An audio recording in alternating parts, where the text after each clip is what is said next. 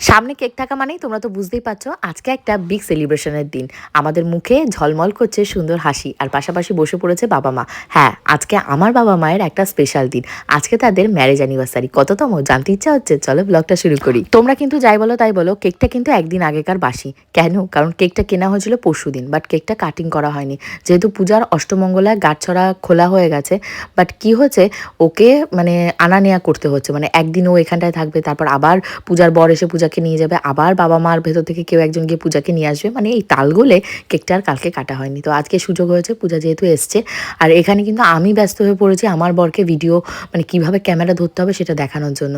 মানে দেখতে দেখতে আমার ব্লগিং বা এই ধরো যেটা আমি করে থাকি ফেসবুক ইউটিউবে, মানে ক্রিয়েটার হিসাবে, তো প্রায় 3 বছর 3.5 বছর হতে গেল, আমার বর এখনও ক্যামেরা ধরতে শেখেনি। তো যাই হোক, এইগুলো কিন্তু আমি মজা করেই বলে থাকি, তোমরা কেউ কিন্তু আবার সিরিয়াসভাবে নিও না, কারণ তোমাদের থেকে অনেকে আমাকে কমেন্ট করেও বলো যে তুমি তো গোপুচন্দ্রের সাথে একটু ভালোভাবে কথা বলতে পারো।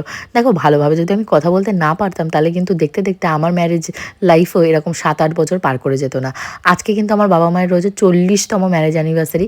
তার মানে তোমরা আবার কেউ এটা ভেবে বসো না আমার 40 বছর, বাট আমার বয়সটা কিন্তু উজ্জ্বলই থাকলো, কারণ লাস্ট বছরও যখন আমার বাবা মায়ের অ্যানিভার্সারি হয়েছিল তখনও তোমাদেরকে প্রায় বলেছিলাম যে আমার বয়সটা কতটা হিসাব করে নাও। তো এবারও তাই বলবো, তোমরা হিসাব করে নাও, আমি বাবা মায়ের বিয়ের ধরো ওই 5-6 বছর পরে গিয়েই হয়েছিলাম। তো এখন দেখতেই পাচ্ছ লিটিল গোল্ডের দাদু দিদু সবাই মিলে বসে পড়েছে কেক কাটার জন্য। লাইফে কিন্তু সব থেকে বড় অ্যাচিভমেন্ট কি বলতো? সুন্দর একটা ফ্যামিলি। আবার কিন্তু দেখতে গেলে সুন্দর ফ্যামিলি থাকলেই হবে না, ফ্যামিলি সাপোর্টটাও কিন্তু ভীষণ ইম্পর্টেন্ট।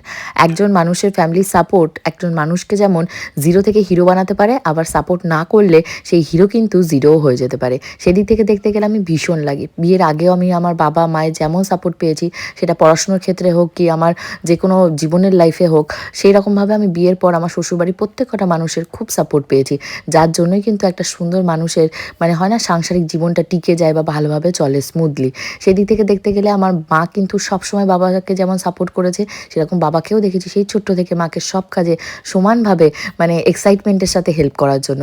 এই যেমন ধরো আমার মায়েরও কিন্তু একটা পেজ রয়েছে স্বপ্না সাহা নামে, সেই পেজটাতে বাবা কিন্তু ভীষণ এনকারেজ করে মাকে ভিডিও দেওয়ার জন্য। 40টা বছর কিন্তু একটা মুখের কথা নয়, 40টা বছর মানে জীবনের অর্ধেকটা টাইম প্রায় বাবা মা একসাথে কাটিয়েছে।